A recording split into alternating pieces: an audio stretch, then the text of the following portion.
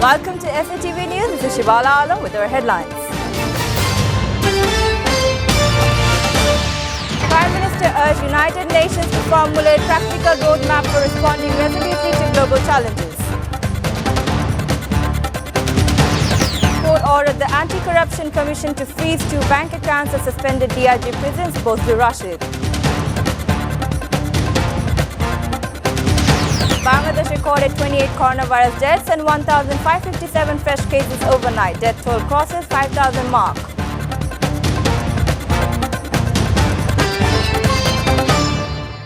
Prime Minister Sheikh Hasina has urged the United Nations to formulate a credible and practical roadmap for delivering on commitment and responding resolutely to global challenges. She said while delivering a statement virtually at a special session of the 75th United Nations General Assembly that began in New York. Sheikh Hasina also called upon the UN member states not allowing geopolitical rivalries to weaken the world body. Pointing out the COVID-19 pandemic, the Premier said it has made the achievement of the 2030 agenda more challenging. Sheikh Hasina said at the same time, the pandemic has shown that both developed and developing nations need the UN more than ever, and multilateralism is the way forward. The Prime Minister said Bangladesh owes a lot to the UN as the country has benefited from UN-led efforts for the development. About the peacekeeping, the Prime Minister said that Bangladesh is committed to upholding peace across the world and is currently the leading troops, the police contributing country in all peace corporations. She mentioned that as many as 150 of Bangladesh's peacekeeping sacrificed their lives to secure peace in conflict-ravaged countries in the world. Peace across the world. A Dhaka court today ordered the Anti-Corruption Commission to freeze 2 bank accounts of suspended Deputy Inspector General of Prisons Bozlu Rashid in connection with the case filed for amazing Dhaka 3.08 crore beyond known sources of income. The court also ordered the confiscation of 108.50 decimal of property situated in Jamalpur district and 2,981 square feet flat of Shiddashari in the capital belonging to Bozlu. Judge Mohammad Iqbal Hussain of the Special Judge Court 5 of Dhaka passed the order after ACC Deputy Director Mohammad Nasiruddin, also the investigation officer of the case, submitted a petition today. Before that, the judge rejected a bail petition of Rashid after his lawyers moved it before the court. The judge also fixed October 22nd for hearing on charges framing against the accused in the case. Early on August 26th, the ACC submitted the charge sheet of the case to the Senior Special Judges Court of Dhaka.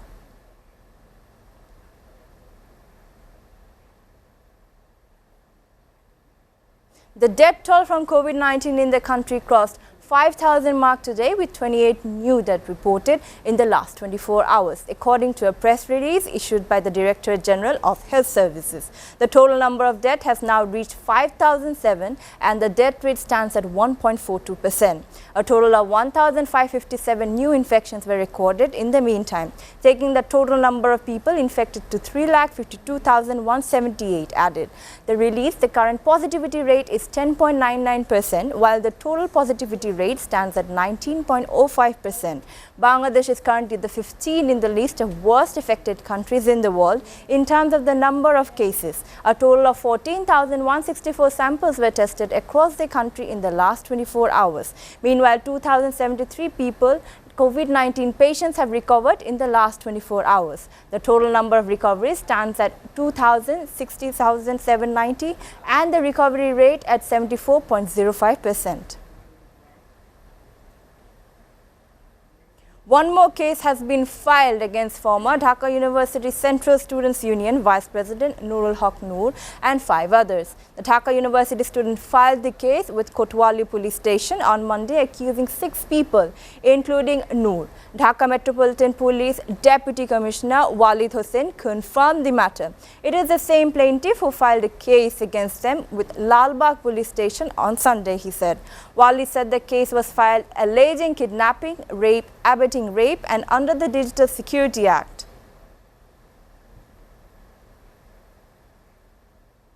Another person who suffered burns in Naranganj mosque blast incident died at Sheikh Hasina National Institute of Burn and Plastic Surgery in Dhaka today. Shahadat Hussain Sifat, 18, and 22% burns on his body. He breathed his last around 10 a.m. With him, the death toll in the blast rose to 34. Two others injured in the blast are still receiving treatment at the Burn Institute. They were shifted to the ward as their condition improved, doctor said.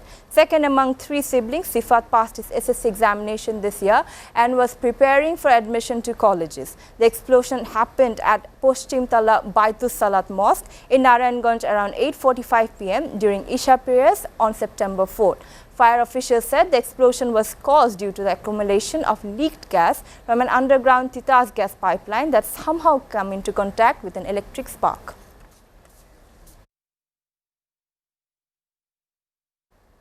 Viewers, we're taking a short break. Please stay with us.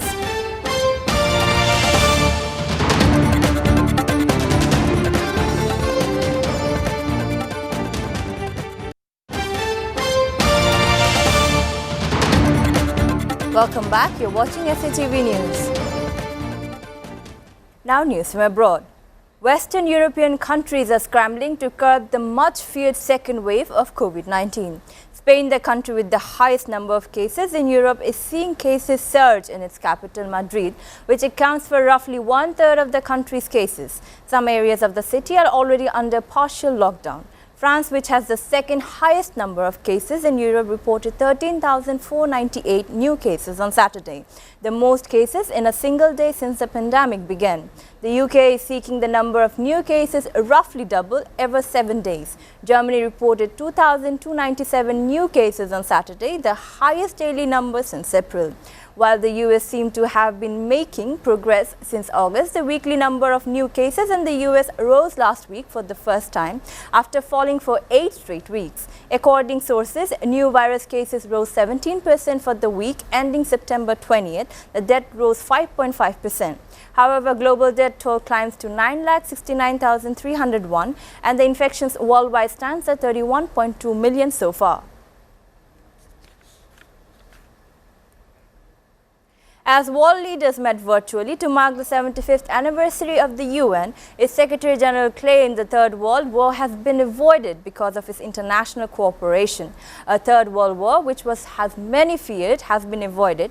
Never in modern history has been gone many years without a military confrontation between the major powers. Following the statement, he said member nations can be proud of the great achievement, adding they should all strive to preserve it. He also said that COVID-19 pandemic has exposed fragilities and the world will need to face such challenges together. Following the statement, the UN leader said member nations. Meanwhile, all pubs, bars, restaurants and other hospitality venues in England must have been closed by 10 p.m. from Thursday to help curb the spread of coronavirus. The sector will also be restricted by law to table service only. The measures will be set out by the Prime Minister in the Commons before he addresses the nation in a live broadcast on Tuesday. It comes as the UK's COVID-19 alert level moved to 4, meaning transmission is high or rising exponentially. Prime Minister Boris Johnson is also expected to stress the need for people to follow social distancing guidelines, wear mask coverings and wash their hands regularly. Reports said that he also urged people to work from home where it does not negatively impact businesses.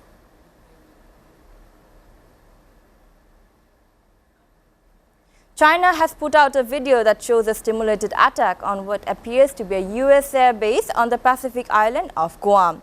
The 2-minute 15-second video was released over the weekend by the People's Liberation Army Air Force. It shows 86 bombers taking off and firing a missile at a seaside runway.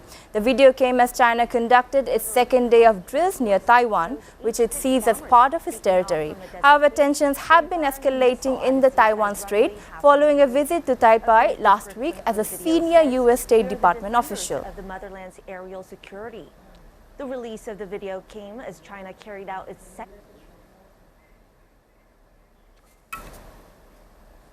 The United States has declared a snapback of UN Security Council sanctions of Iran and sanctions on all entities with ties to Tehran and its weapon trade and development.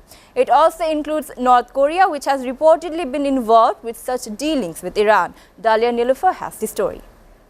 Those subject to the sanctions include the president. The US is imposing snapback sanctions on Iran over its nuclear weapons development, despite opposition from most of the international community.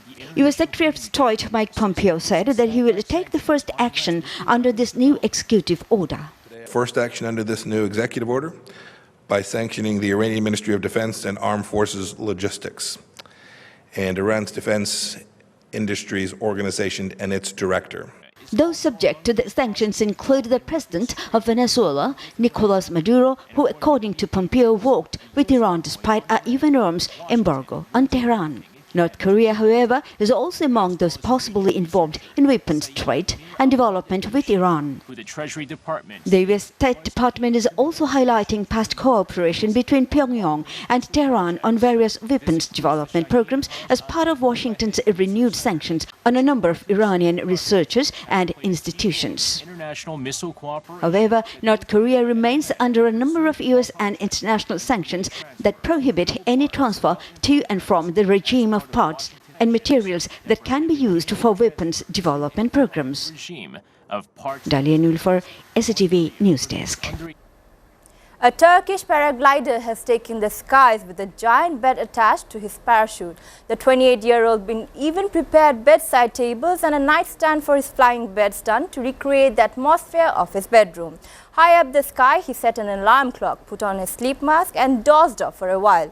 When the alarm went off, it was time for him to return to the ground. He successfully landed on the nearby beach. The professional paraglider said that it wanted to feel comfort in the skies and shows the world that paragliding is not a dangerous sport. The video of the groundbreaking stunt has gone viral online. He set an alarm clock, put on his sleep mask, and dozed off for a while. When the alarm went off, it was... Before ending, we go to the headlines again. Prime Minister urged United Nations to formulate practical roadmap for responding resolutely to global challenges. Court ordered the Anti-Corruption Commission to freeze 2 bank accounts of suspended DIG prisons Bozdur Rashid. Bangladesh recorded 28 coronavirus deaths and 1,557 fresh cases overnight. Death toll crosses 5,000 mark.